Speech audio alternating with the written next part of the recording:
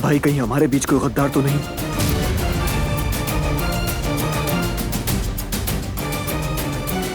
कौन है जो हम में रहकर, हमारे अंदर घुसकर हमें धोखा दे रहा है? कौन है?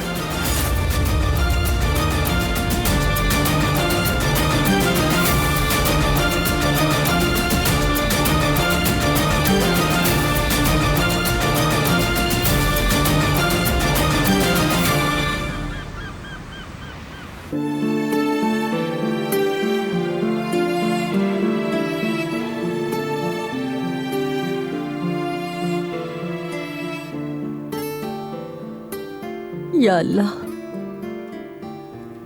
या अल्लाह, मैं क्या करूं? अम्मी भी तो ठीक कहती है,